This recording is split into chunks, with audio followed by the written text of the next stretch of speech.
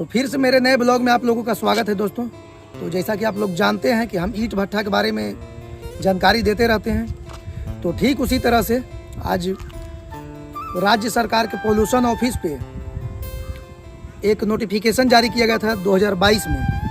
तो उसी नोटिफिकेशन के बारे में बताने वाले हैं। बहुत लोगों को तो जानकारी नहीं भी होगा और बहुत लोगों को जानकारी होगा।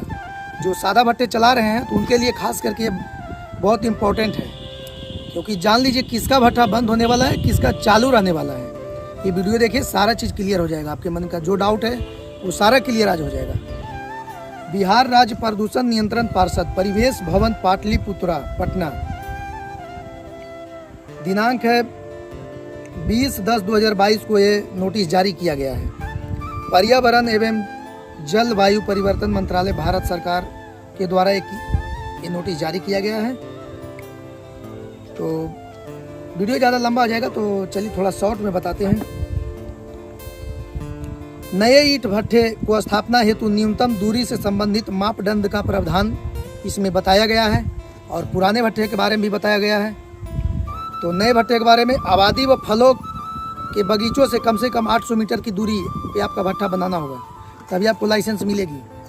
अगर आपके जहाँ पे भट्ठे बनाने जा रहे हैं तो अगर आसपास में कोई बगीचा है बड़ा सा, तो वहाँ पे बिल्कुल नहीं लाइसेंस मिलने वाला है। आप लाइक करिएगा ही नहीं, पैसा फंस जाएगा फालतू का।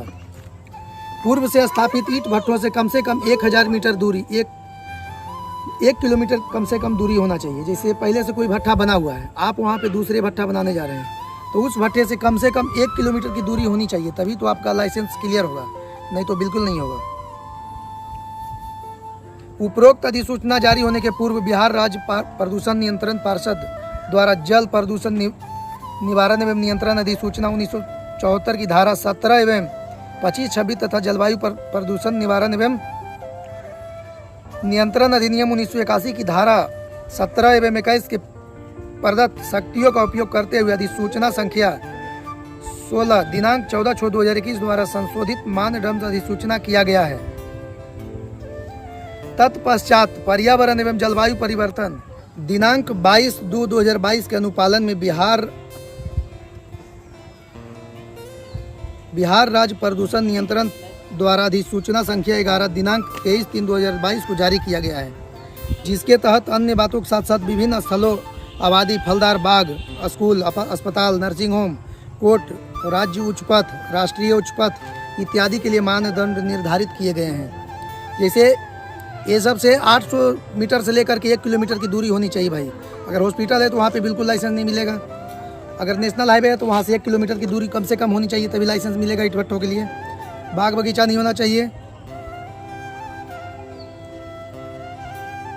परंतु बिहार राज्य प्रदूषण नियंत्रण पार्षद संज्ञान में यह तथ्य आया है कि राज्य में बहुत सारे ऐसे ईंट भट्ठे हैं जो पर्यावरण जलवायु परिवर्तन मंत्रालय भारत सरकार के अधिसूचना संख्या GSR 143E 22/2022 एवं राज्य पार्षद की अधिसूचना संख्या 11 दिनांक 23/3/2022 के प्रभावी होने के पूर्व से स्थापित है, परंतु संभवतः जागरूकता की कमी, कोविड-19 महामारी अथवा अन्य कारणों के द्वारा राज्य पार्षद से अब तक स्थापनार्थ सहमति CT और संचालन सहमति CTO प्राप्त नहीं किया गया है।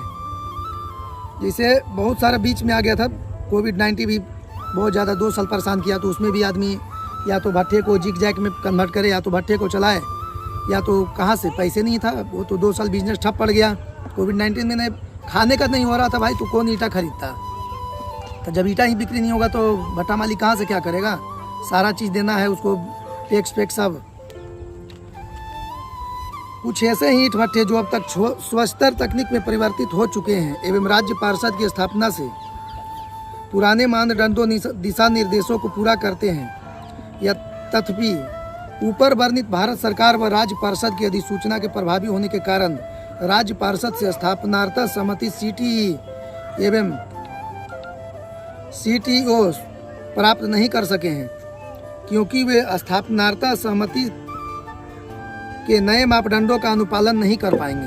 राज्य में कुछ ऐसे भट्ठे भी हैं जो सादा भट्ठे थे, वो जिग जैक में कन्वर्ट हो चुके हैं, लेकिन कुछ भट्ठा पूरा का पूरा अभी नहीं हुआ है पूरे राज्य भर में। तो ये सब करवाना बहुत ज़रूरी है। जो सादा भट्ठे चलाते हैं उनके लिए तो बहुत ज़रूरी है, नहीं तो उनका भट्ठा को पूरी तरह से सील कर दिया जाएगा और लास्ट में ध्वस्त भी कर दिया जाएगा अगर वो गलती से चालू करेंगे तो। सभी ईंट भट्ठे मालिक बैठक में गए थे वहाँ पटना, और उन्होंने पक्ष रखा कि भाई जो पहले से भट्ठा बना हुआ है उनको चलने दिया जाए, उनको ऐसी नई कानून में लागू नहीं किया जाए, नहीं तो पूरे राज्य भर में जितने भी भट्टे हैं सभी बंद हो जाएंगे, रोजगार की पूरी कहानियाँ खत्म हो जाएगी बिहार में। एक ईंट भट्ठा रोजगार की बहुत बड़ी फैक्ट्री है बिहार में जो रोजगार देता है बहुत सी बेरोजगार लोगों को। तो इसलिए सरकार गवर्नमेंट भी सोची कि चलो भाई इनका भी कहना सही है, जो पुराने ईंट भट्टे मालिक हैं वो पुराने अपने जैसे चलाते हैं वैसे चलाते हैं, बस जिग जैग में कन्वर्ट कर ले या फिर हाई ड्राफ्ट में। सादे भट्टे नहीं चलने देंगे उन पुराने भट्टे वालों के भी नहीं। और बाकी जो नया भट्टा बनाएगा लाइसेंस उसको लेना है तो ये सब नियम का पालन करना पड़ेगा, तभी आपको लाइसेंस मिलेगा। उपरोक्त तथ्यों को ध्यान में रखते हुए 22/2/2022 के पूर्व विद्यमान स्थापित ईंट भट्टे से सहमति आवेदन पर राज्य पार्षद के पुराने मानदंडों दिशा निर्देश के आधार पर सहमति स्वीकृत करने हेतु विचार करने का निर्णय लिया गया, बशर्ते ईंट भट्ठा स्वस्तर तकनीक में परिवर्तित हो गया हो। बोले ना जिग जैग में अगर परिवर्तित हो गया हो तब आपको लाइसेंस दे दिया जाएगा, अगर नहीं हुआ हो तो लाइसेंस आपको नहीं मिलेगा। तो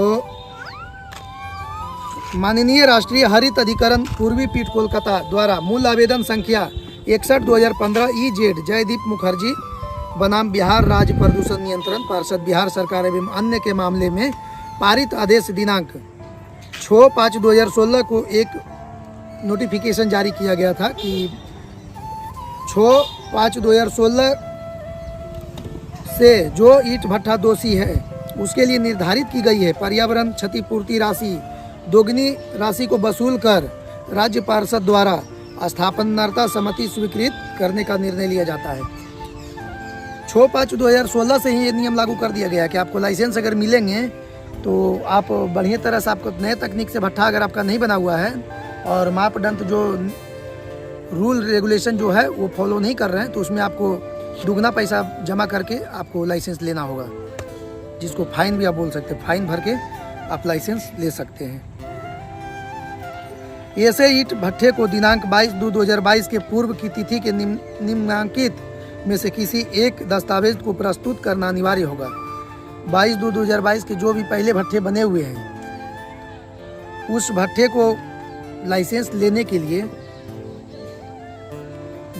कुछ दस्तावेज वहाँ ऑफिस में दिखाना पड़ेगा कि हम देखिए मेरे पास इतना साल पहले का हम भट्ठा चला रहे हैं, इतना साल पहले का मेरे पास ये रसीद है, तो उसी के अनुसार से वो आपको CTO पास करेंगे। जैसे पहला हो गया खनन रॉयल्टी रसीद, पर्यावरण मंजूरी जैसे पोल्यूशन का पहले लिख करके दिया जाता था, अब तो ऑनलाइन हो रहा है सब, तो जो लिख करके होगा वही वाला लेकर के जाइएगा तो हो जाएगा काम आपका। ईंट भट्ठे के नाम पर बिजली बिल का विपत्र, जैसे भट्ठे के नाम से अगर बिजली बिल लेते हैं उसका रसीद जो बिजली बिल जमा करते हैं, और GST का कागजात जो 2022 के पहले जो आप GST डाले होंगे भट्टे के नाम से उसका कागजात, उसका पेपर भी लेकर के कोई चारों में से कोई एक लेकर के जाइएगा, आपका काम हो जाएगा।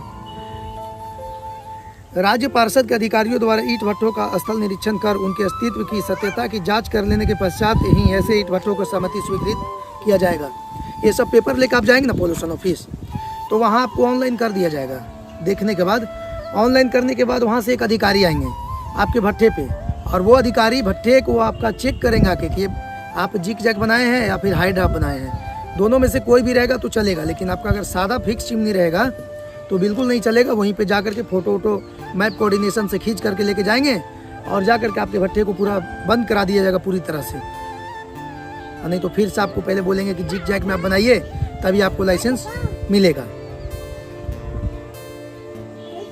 यह अधिसूचना 31 जनवरी 2023 तक OCMMS ऑनलाइन पोर्टल पर प्राप्त होने वाले सहमति आवेदनों पर ही प्रभावी होंगे।